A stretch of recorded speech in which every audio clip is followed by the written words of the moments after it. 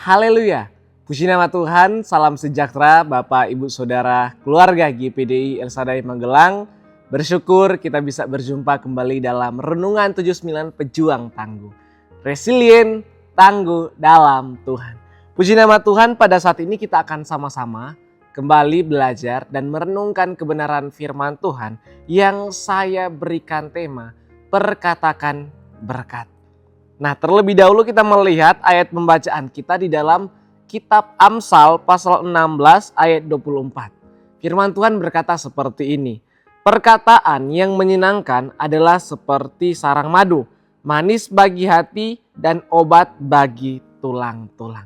Ya, perkataan adalah sesuatu yang sederhana, tetapi Bapak Saudara, kita harus pahami bahwa itu memiliki dampak yang sangat besar. Entah itu dampak yang sangat baik, puji Tuhan.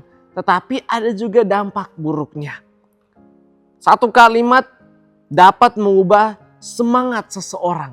Bisa kemudian berapi-api atau kemudian bisa tidak memiliki semangat. Ada juga kalimat-kalimat yang juga bisa kemudian membuat orang memiliki motivasi, maju. Tetapi ada juga kalimat yang kemudian membuat seseorang itu hancur. Itu dari perkataan. Sehingga dari tema kita belajar sebagai orang-orang percaya, sebagai anak-anak Tuhan. Ya, kita tentunya meneladani Kristus. Kita memperkatakan berkat. Perkataan-perkataan yang keluar dari mulut kita bukan perkataan yang kemudian kotor, bukan perkataan yang kemudian mencaci maki, tetapi perkataan-perkataan yang terpikirkan terlebih dahulu. Dan kita dapat melihat tidak sedikit orang yang masih mengingat perkataan orang tuanya puluhan tahun kemudian. Baik perkataan yang membangun maupun perkataan yang melukai. Tetapi kita dapat melihat melalui Amsal 16 ayat 24 ini. Salomo mengajarkan kepada kita semua bahwa perkataan itu bukan hanya alat komunikasi saja. Tetapi juga sarana untuk menyalurkan berkat dan pemulihan bagi orang lain. Amin.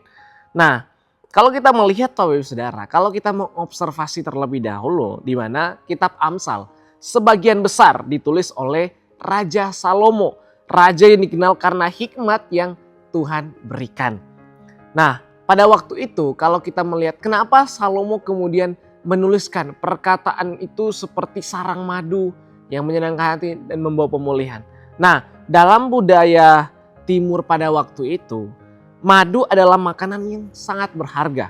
Selain rasanya manis, madu juga digunakan sebagai obat alami untuk membantu penyembuhan bagi orang-orang yang sakit.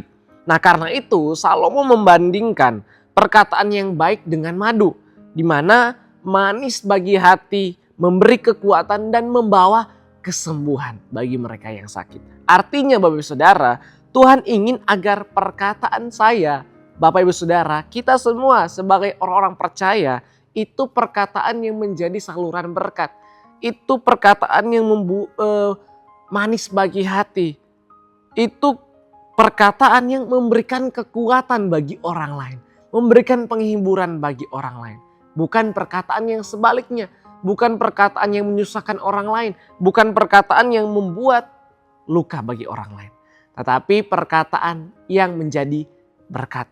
Ya, oleh sebab itu, dari tema kita belajar perkatakanlah berkat. Selagi itu menjadi berkat bagi orang lain, kita katakan. Nah, ada beberapa hal yang dapat kita pelajari. Yang pertama, perkataan yang baik menguatkan hati yang lemah. Nah, kalau kita melihat di pasal lain di dalam Amsal 12 ayat 25 berkata seperti ini. Kekhawatiran dalam hati membungkukkan orang, tetapi perkataan yang baik menggembirakan dia. Nah, perkataan yang baik membuat orang lain bersuka cita, membuat orang lain bersemangat. Kita tahu bahwa setiap orang memikul pergumulannya masing-masing, memikul bebannya masing-masing. Di mana ada yang bergumul di ekonomi, ada yang bergumul dalam kesehatan, ada yang bergumul dalam keluarga, ada yang bergumul dalam pendidikan, pelayanan dan lain semacamnya. Setiap orang memiliki pergumulannya masing-masing, saudara. saya memiliki pergumulannya masing-masing. Begitu juga dengan Bapak Ibu Saudara, pergumulannya masing-masing. Tetapi kalau kita melihat, seringkali Tuhan memakai perkataan kita untuk menguatkan orang lain. Misalnya mereka sedang bergumul dalam ekonomi. Nah, perkataan kita kemudian bisa menjadi berkat bagi mereka. Sehingga mereka memiliki daya tahan, mereka bisa ada kekuatan untuk kemudian mereka berjalan mengerjakan apa yang menjadi tanggung jawab mereka. Nah, satu kalimat sederhana itu dapat menjadi kekuatan bagi seseorang, apalagi bagi mereka yang lemah.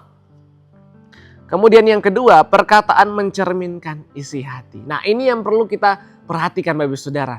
Jangan sampai isi hati kita buruk sehingga apa yang kita keluarkan juga buruk. Matius 12 ayat 34 bagian B berkata seperti ini. Karena yang diucapkan mulut meluap dari hati. Sekali lagi, yang diucapkan mulut meluap dari hati. Jadi apa yang kita katakan, apa yang kita sampaikan itu asalnya dari hati Bapak Saudara. Artinya mulut mengungkapkan apa yang sudah ada di dalam hati. Jika hati kita dipenuhi kasih, amin ya. Jika hati dipenuhi kasih, maka perkataan kita pun akan penuh kasih. Tetapi jika hati kita dipenuhi dengan kepahitan dan lain semacamnya, maka perkataan juga bisa melukai orang lain. Sehingga perlu berhati-hati dalam berkata-kata. Oleh sebab itu, ketika kita inginkan untuk memperkatakan berkat, harus ada perubahan dari hati kita. Ya, kita berdoa untuk meminta pemulihan daripada Tuhan. Kita juga melepaskan semua hal-hal yang buruk, hal-hal yang kotor supaya apa yang kita perkatakan itu berkat. Amin. Kemudian yang ketiga, perkataan dapat menjadi saluran berkat. Ya, kita rindu supaya setiap perkataan kita itu menjadi saluran berkat bagi orang lain. Efesus 4 ayat 29 berkata seperti ini. Janganlah ada perkataan kotor keluar dari mulutmu, tetapi pakailah perkataan yang baik untuk membangun. Ya, kita dapat melihat pergunakan perkataan kita itu untuk membangun orang lain. Tuhan memberi kita mulut bukan untuk mengutuk, bukan untuk merendahkan, bukan untuk kemudian memfitnah atau menyebarkan kebencian, bukan. Melainkan untuk menghibur, membangun dan memberkati orang lain lewat perkataan kita saja Bapak Saudara. Karena ya hati-hati dengan mulut kita tentunya. Sebagai orang percaya ya kita dipanggil menjadi pembawa berkat. Banyak hal Bapak Saudara. Ya seperti tema kita tahun lalu ya Rise Up, bangkit, bergerak, berdampak. Berdampak atau menjadi berkat itu tentunya memiliki banyak hal. Kita bisa menjadi berkat dalam banyak hal. Akan tetapi kalau dalam pembahasan kita berkaitan dengan perkataan. Dan biarlah lewat perkataan kita bisa menjadi saluran berkat.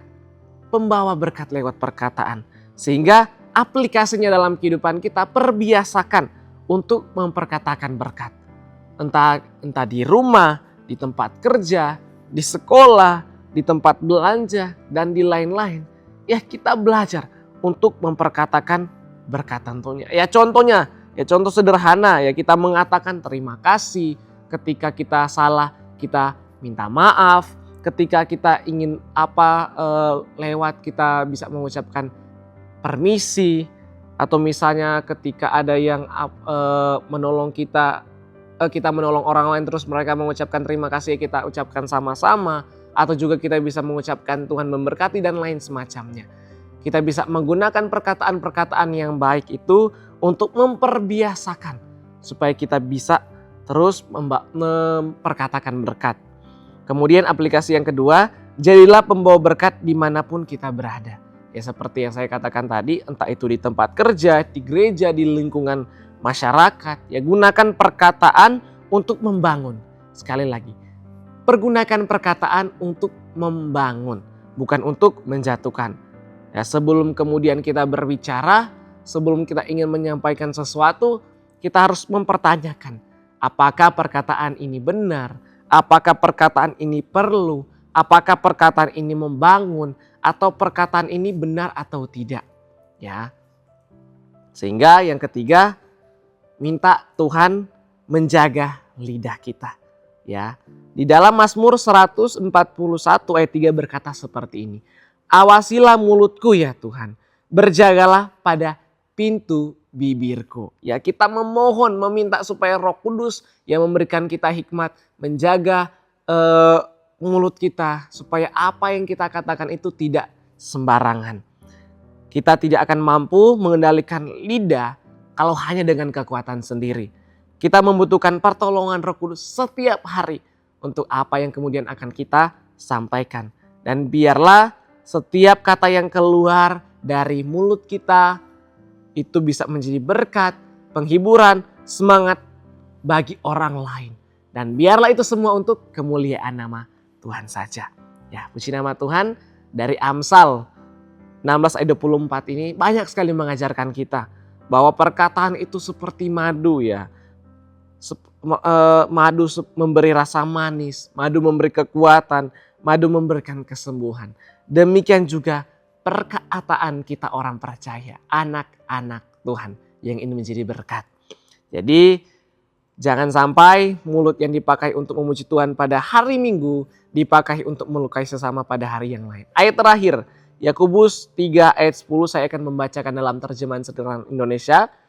Berkata seperti ini. Berarti dengan mulut yang sama kita memuji Allah sekaligus mengutuk sesama. Saudara-saudariku, janganlah kita seperti itu. Di kalimat terakhir berkata, janganlah kita seperti itu. Jadi mari gunakan setiap perkataan untuk menguatkan, menghibur, dan membangun sesama. Dan biarlah itu untuk kemuliaan nama Tuhan. Amin. Terima kasih telah mengikuti Renungan 79 Pejuang Tangguh. Kiranya firman Tuhan ini dapat memberkati kita.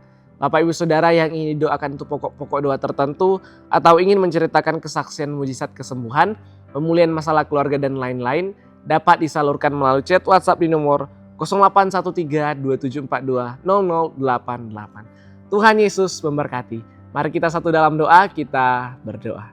Bapa di sorga, terima kasih untuk firman Tuhan yang Tuhan telah sampaikan kepada kami. Kami rindu sebagai anak-anak-Mu kami dapat menjadi berkat lewat perkataan kami.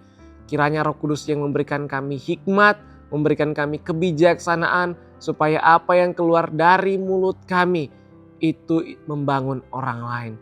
Apa yang keluar dari mulut kami itu adalah yang benar. Apa yang keluar dari mulut kami itu sesuai dengan kehendak-Mu Tuhan. Tuhan tolong kiranya kami supaya kami mampu dan dapat melakukan firman Tuhan ini. Biarlah keluarga GPDI El Shaddai Magelang mendengar kegirangan dan sukacita. Hapuskanlah segala kesalahan keluarga GPDI El Shaddai Magelang. Terima kasih Tuhan dimanapun kami pergi dan berada. Kiranya pertolongan, penyertaan yang daripada Tuhan menyertai kehidupan kami. Terima kasih Tuhan, kami telah berdoa dan mengucap syukur di dalam nama Tuhan Yesus. Haleluya. Amin.